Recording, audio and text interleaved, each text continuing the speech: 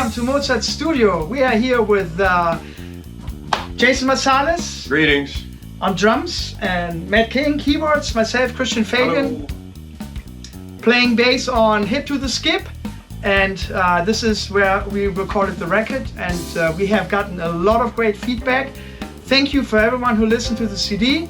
We thought we'd give you a little insight of how the CD came about. It's a little different approach because it started during the pandemic.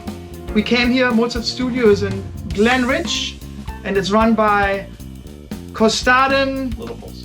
Little Falls, New Jersey. And the owner of the studio and great sound engineer is Kostadin Kamcev. And that's where we recorded, and it's like 20 minutes from my house. And anyway, we came here and we recorded the CD in 5 sessions pretty much. Whenever we had a song or two, we came to the studio, recorded here. And it's a group effort, musically speaking. Jason contributed 3 songs, Matt contributed 4 songs, and I contributed 4 songs. So we just thought to give you a little inside scoop, so to speak, of how the CD came together.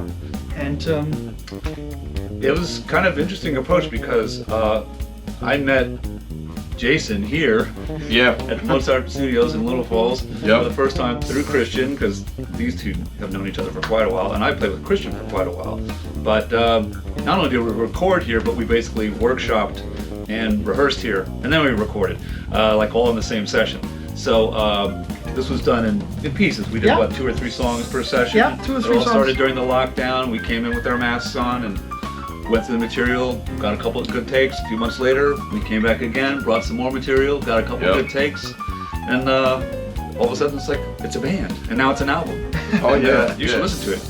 And it was funny because I'm usually in and out of the New York, New Jersey area. So with Jason living in New Orleans, it made things a little bit You more were still logistically challenging. Yeah, but I was teaching at Montclair State for about for a couple of years at the time, and so we would set up sessions around that time. All right, I'm going to be in town here. Okay, we can do a session that night. Yeah, and so it was a lot of like come in at night, do 2, 3 songs, and then go home. Come back months later, 2, 3 songs, and go. And we did that 4 or 5 times, and so we ended up with this album, Hip to the Skip. It worked, and we still haven't convinced him to move to New Jersey. That can still happen. Well, after the fact, you lived here, you rented for like about 2 years in our building for above my little unit. But so the whole record came about.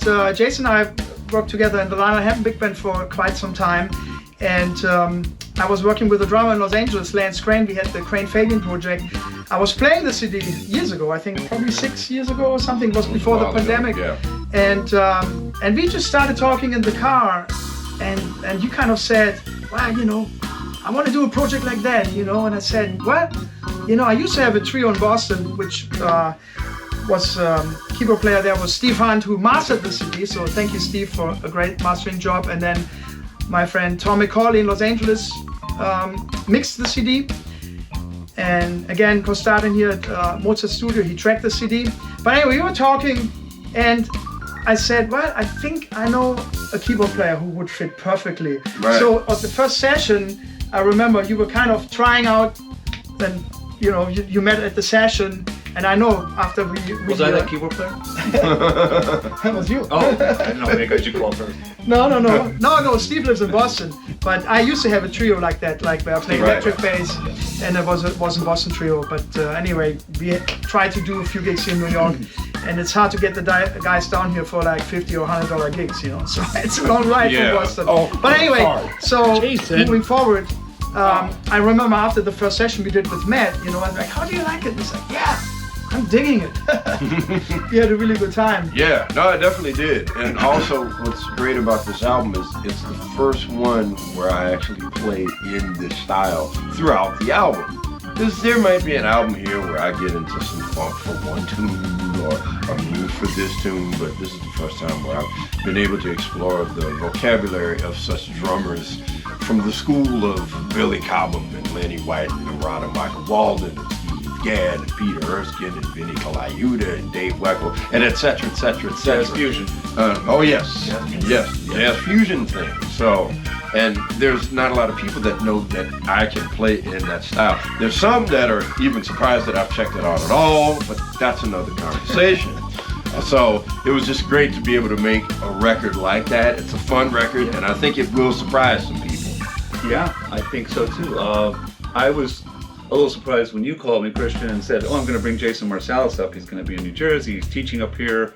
He's staying with me. Let's book some time in the studio." I was like, "Oh yeah, man, this dude, Bob, this bash." I said, "No, I want to be a jazz fusion thing." I said, "Really?" And he goes, "Yeah, bring a keyboard." I said, "But Costa, get this beautiful Yamaha C7. It's the same piano I have at my house. They're great instruments." I said, No, I want it to be electric." I said, "Okay, well, you know what? I came up on fusion anyway. That's how I got into jazz. That was my back door into jazz. Was the jazz, into straight ahead jazz. Was through the fusion stuff." I was like, I do that. Sure, I do that. Jason does it. Great, let's do it.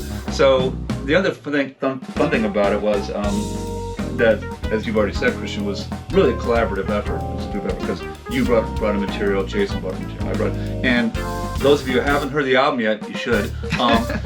It's a nice mix of, we all had original compositions that we brought in, but we also did some really, I think, fresh spins on, for instance, This Can't Be Love. Yeah. Tired old standard, but Jason did something very different with it. Christian brought in 4, the Miles Davis song, very different treatment of that. I brought in Mercy, Mercy, Mercy, a very different treatment of that as well.